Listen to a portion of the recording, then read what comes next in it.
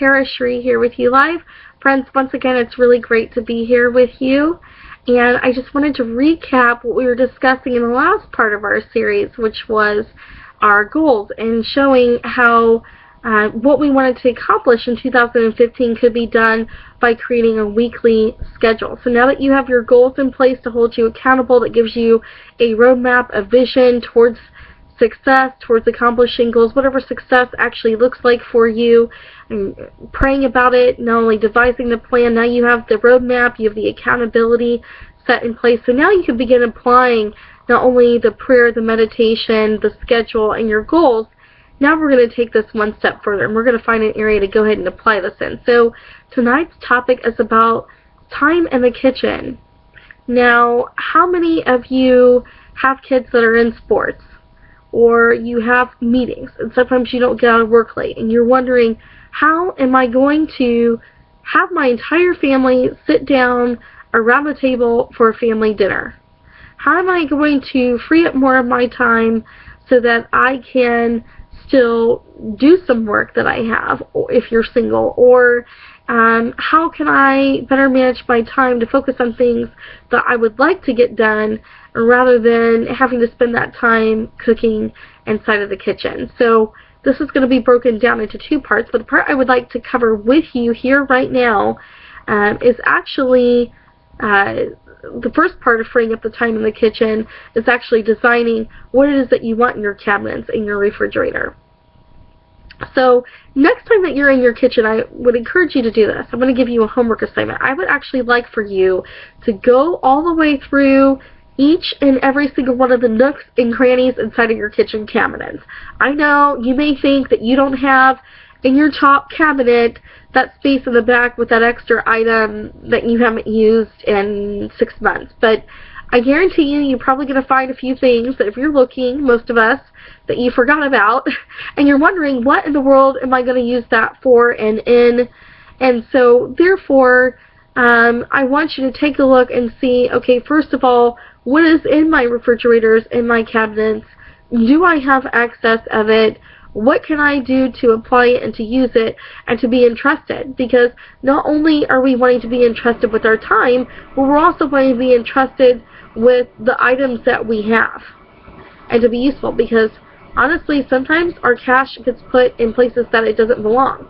I mean, you know, you think you don't have anything to cook for dinner, so instead of just one weekly grocery trip, you made 2 or 3 because you couldn't figure out what you wanted to have for that meal.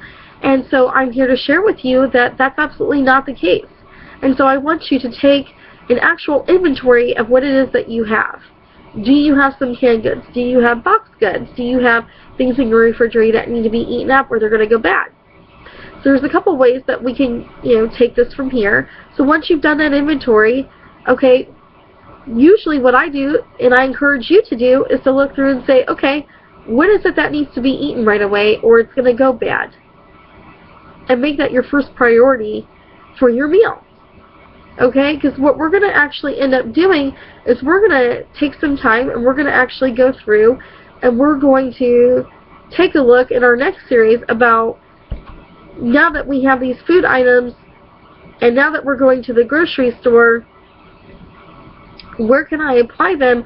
How can I create a meal plan in order to maybe meal prep and prepare some meals ahead of time, so we're not running into this rushing, hectic schedule of, oh my gosh, my kids have 2 and 3 sports apiece, and how am I going to get dinner on the table, and they still got homework, and how are they going to get spending time? This is going to allow your kids to get more sleep, which is going to make you a happy parent. It's going to allow you to have more downtime in the end. It's also going to free you up so that you can enjoy doing something that you want to do, like maybe there's a book that you've been really wanting to read, and you haven't gotten beyond the first page, and you set that goal in mind that you're going to read a chapter every week and you're not getting through it, or maybe 2 chapters or 3 chapters. Some of you are going to want to stay up and read the whole book, but you haven't gotten the chance to do that yet because you're trying to figure out how it is you're going to free up some time, because that meal is what is critical to either keeping you on schedule or completely derailing you off your schedule. So time is completely of the essence. You don't have it to waste. So once you've taken that inventory, what you can actually do is say, okay, out of these ingredients, what is still in my refrigerator? Not only what needs to be eaten here, okay? But what ingredients are left over after I eat these things, and what recipes can I create with them? And you can go online. There's all kinds of apps on your iPads, iPhones, iTouches. There's so much technology now. You can even look it up on Google. You can come up with some ideas, some plans to keep you on track, and taking actual ingredients and food items and combining them to prepare an entire meal. Pinterest is just one of many programs out there too that's really, really great for getting some ideas with ingredients that you have in your home. So start there. Don't just purge and get rid of all of these ingredients because you think you're not going to use them or donate them. Instead, find a way to get creative and use them. Once you know what ingredients you have available and some ideas and some recipes you could use, you could surround your other meals that you have with like ingredients. Okay, so for example, if your family is making fajitas one night, okay, and let's just say you use cheese, green peppers, tomatoes, onions, maybe some sort of flatbread, and some beef or ground turkey, maybe some sour cream and salsa. Well, guess what? I can think of several uses. If you still have that tomato soup can in the cupboard, you can take that, a little bit of cheese, a little bit of sour cream, have some tomato soup. Whatever is left of those vegetables, if you've got some lettuce, can be perfect for a salad. Or you can use a lot of those same ingredients and use it in chili or use it in spaghetti. And see, right there, you have very minimal ingredients that you would use to purchase at a store, right? So maybe you would have noodles. Maybe you would have beans that you would have to purchase, green pepper, tomato, onion, flatbread, and maybe, depending on your family size, 3 to 6 pounds of ground beef or ground turkey. And that could be all of your shopping trip to the store minus a few ingredients. Maybe you need milk, water, maybe there's a few other things that you need. But you get the idea. That can create a very reasonable basis rather than coming up with individual meals, for every day of the week. Maybe you just take maybe 2 or 3 recipes that you want to expand and then have leftovers and do the same, maybe for lunch. For our household, we have maybe 2 or 3 options on average, and then breakfast, depending on what we have available. I know this last week we had egg whites and turkey bacon, and then aside from that, I just used whatever fruit we had or whatever ingredients we had available that were already existing. We had some like kefir, almond milk in there. There were a few other ingredients we had. I think we had some yogurt and some blueberries, and we already had coffee. We already had unsweetened cacao powder, so I was able to make quite a few combinations of different smoothies for the days that I didn't use eggs. I really don't eat as many eggs. I eat more egg whites, but whatever you actually want to use, we had that available. So we had quite a few options, which actually saved us because we already had those ingredients. We didn't have to buy them at the store, so that was a complete cost savings. And I'd already had the cheese, so I didn't need to buy a whole lot of other ingredients. So these things will actually save you in the end when you think creatively of, oh, I've got 2 out of the 5 ingredients that I have for this. This could actually save me some money because I don't have to buy all 5. So you want to take a look at things like that when you're planning your trip to the grocery store, so that when you do go, when you walk in that front door, you already have what it is that you are wanting to purchase at the store. In fact, if you have it in your head, what I actually encourage you to do is to go ahead and write that down. So that way, when you go in the store, you're not looking at all the sales, weekly ads. That's fine if it pertains to the items that you're getting at the store, but a lot of times it's extra things that you don't need. So if you have your list is the one thing holding you accountable. You can kind of see the pattern. We're writing things down and applying them, but you're wanting to create that list that when you walk in that store, you know what exactly it is that you're going to get, and you're only shopping in those locations around the store. Usually the outside edges of the store, you might have to, depending, go inside the middle aisles, but you're only getting what you need and not what you don't need and not what is not on your list. And I know it's a challenge. I'm sure previously you saw a lot of great deals.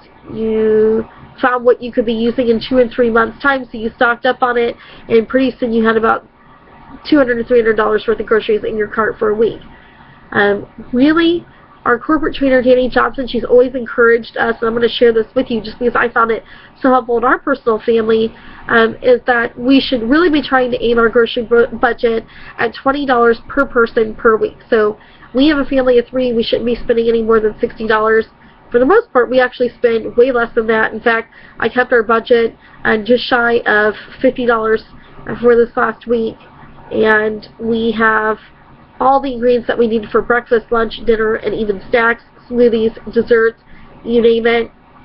We made it through the store.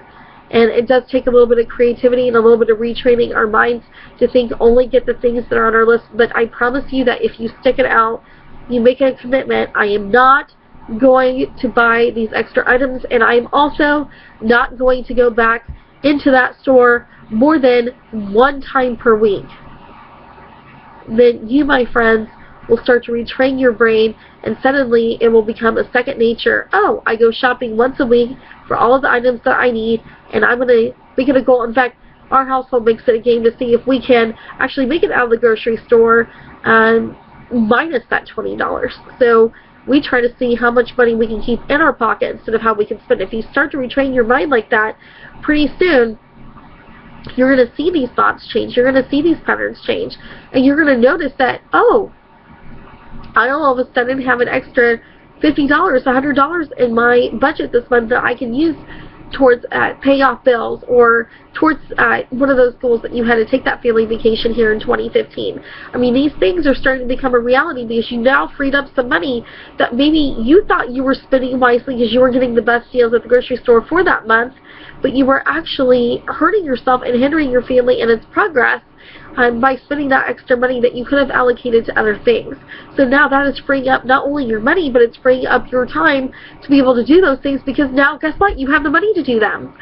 So next week, what we're going to go ahead and do, or I should say rather, not even next week, next time in our video series here, so you're saying next week in our normal weekly content, but what I would like to do for our next series here is to take our list and just say, okay, what are we going to be making with those ingredients for the week? And in fact, you might actually find yourself taking a look at what are the recipes I'm making for the week, and how can those ingredients help me so that I can better plan for my week, for the upcoming weeks. Or if you are the type of family that shops once a month, how can I still keep it under $60 per week for the month?